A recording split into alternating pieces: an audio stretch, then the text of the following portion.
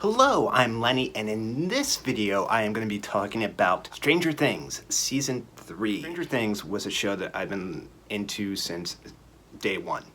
Day one, Season 1. Now usually when I do a video, no spoilers, there will be key points in this video, plot points, outcomes. Now's the time to turn off this video, check out Stranger Things 3, binge it, and then come back. Watch the video, come back, and let me know your thoughts. There will be spoilers in this video.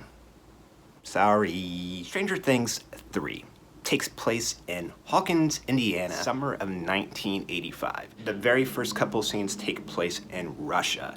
Now this is during the 1980s and during 1985, so the Cold War was heating up. And who was our greatest villain, especially in films and TV shows in the 80s? It's the good old Russian. A lot of films that take place in the 80s with that theme because that is what was going on at the time.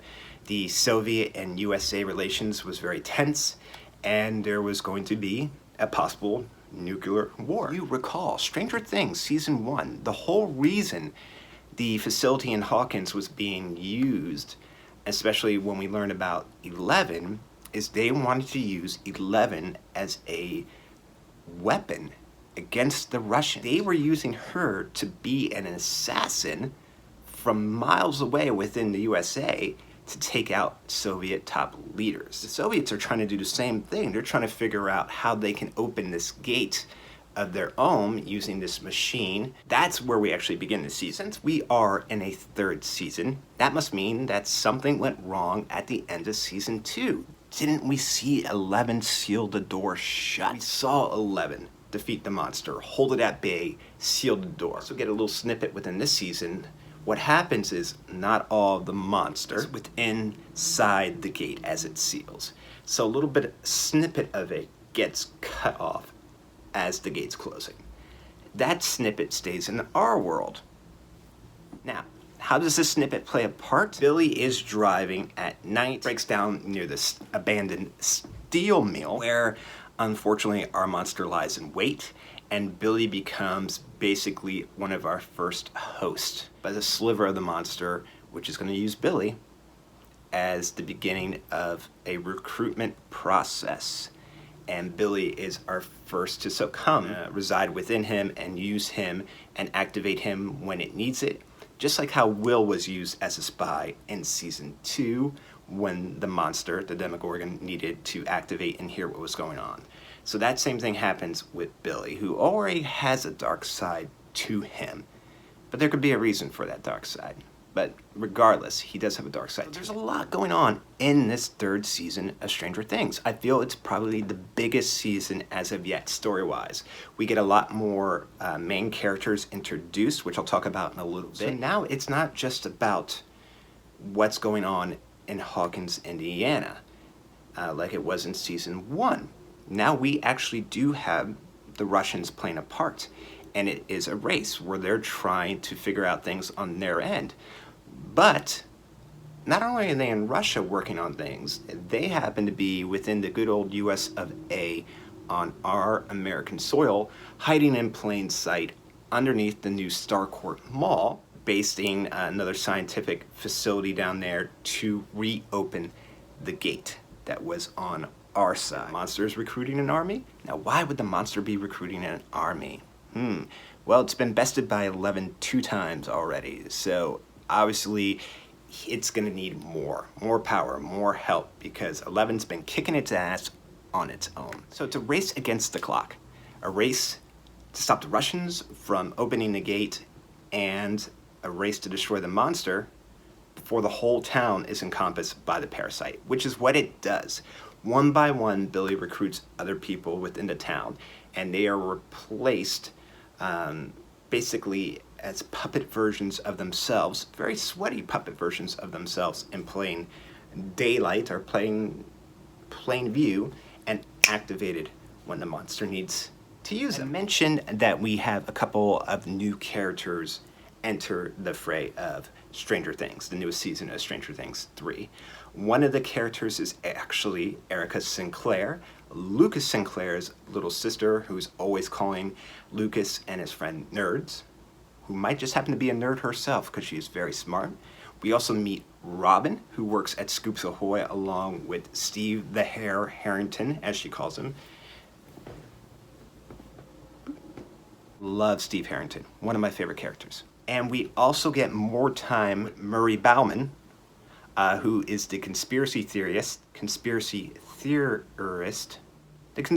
guy from seasons 1 and 2. So Murray plays a big part in this one, where he actually joins Joyce and Hopper and helps them out on a mission. We have a Russian scientist, which Hopper and Joyce take, that actually helps out our team of Murray, Joyce, Hopper.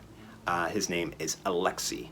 And Alexei helps them with the plans on how to break into the facility and how to destroy the machine. We're also introduced to a very stereotypical bad guy, Russian bad guy. Now, I love Stranger Things. Stranger Things borrows from a lot of different 80s films and pop culture references.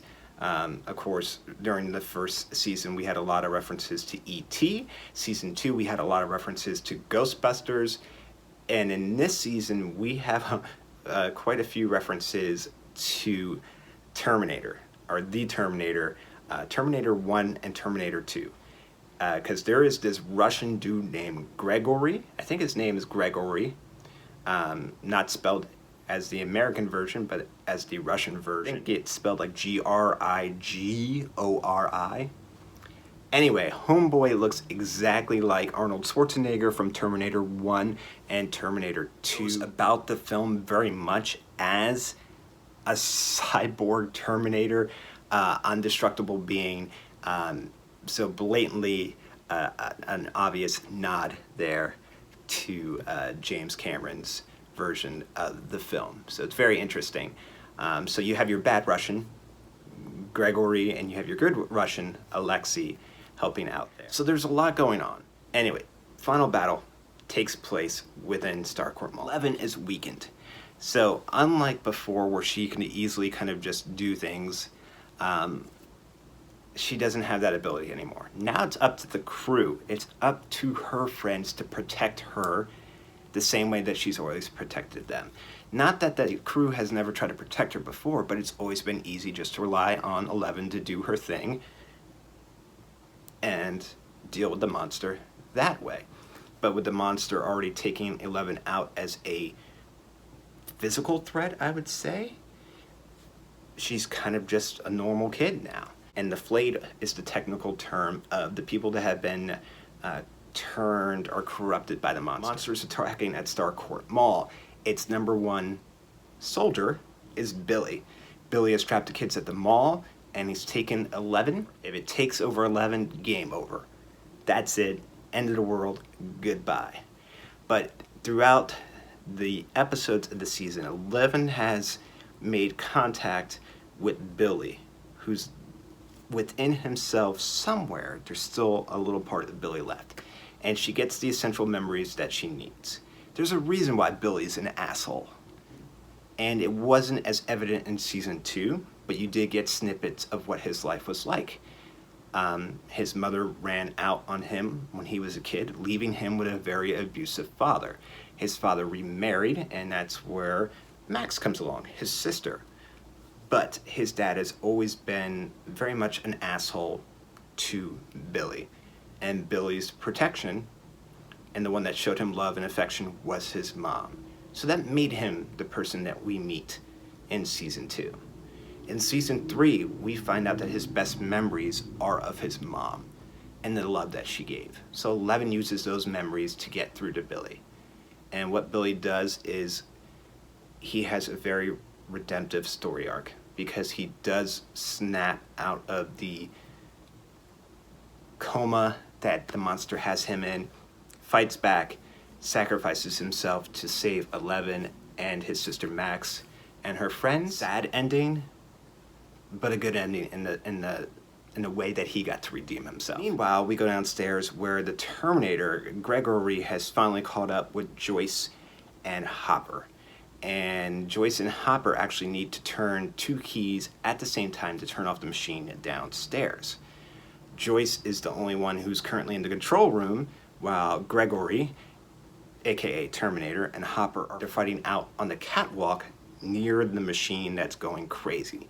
Now this machine we have actually seen throughout the course of the season disintegrate people before. Hopper finally gets the best of our Terminator, our Russian Terminator, and he tells him, "I'll see you in hell," chucks him into the machine where he gets grounded up, which causes the machine to go haywire and a little bit crazy and separates Hopper from getting back to Joyce into the control room. Joyce has a choice.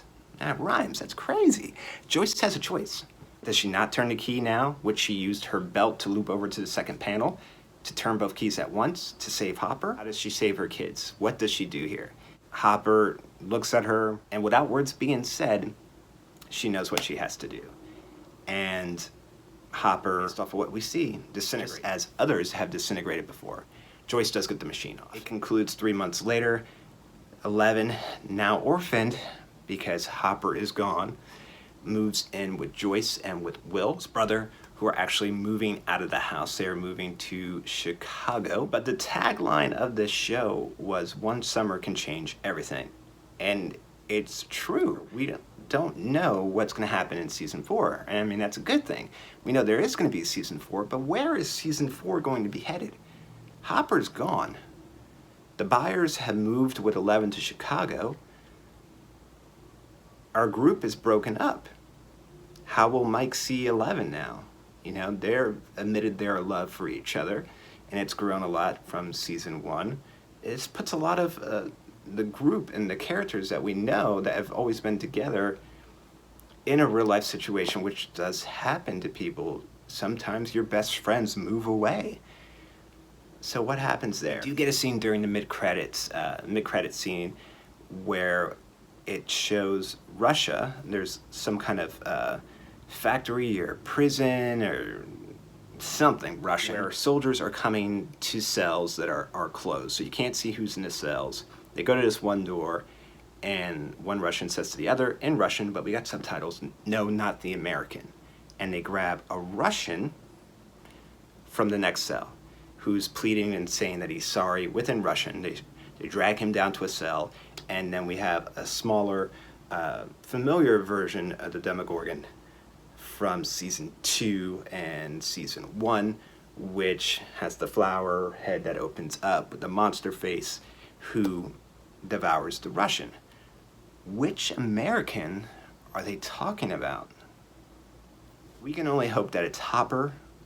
I don't know, but hopefully Hopper survives. Hopper is a great character, and I would love to see Hopper again. We want to see Hopper have a good ending. We want to see Joyce have a good ending. We want to see 11 and Will and the Byers all have a good ending.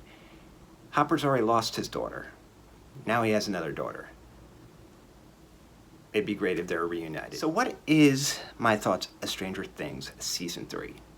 I loved it. I really did. I think it's a great season. I think it expands, and the new introductions of characters are great, and it's growing season by season by season. Season 3 is fantastic. I think we get a lot more to it. It's not necessarily just about the group of kids anymore, and they're not, yes, they're still kids, but they are growing up. They're not the little kids that we met in season 1, and they're definitely not the little kids that we met in season 2. They're beginning to hit adolescence and grow. I do like how more of adult characters are being incorporated, and the adults and the kids, the adolescents, have to work together to solve these problems. I think that's fantastic. I love it. That's amazing. Season 3 is great. And if I had to give it a score out of 10, what would it be? Using my LDub system. What is an LDub system, you might be saying? Well, my initials are LW, Lenny Wanser. How many LDubs would I give season 3? I gave it 8 LDubs out of 10. I think it's a fantastic season. I think it's a great season. It shows its growth in its characters, in its location, and in its story arcs. I think it's fantastic. I love it. I do look forward to going back and watching it again. Have you watched it yet? Do you plan on watching it? Please let me know your thoughts. I'm actually going to put a poll up here in the top area asking what you think of Stranger Things Season 3. As always, thank you so much for watching this video.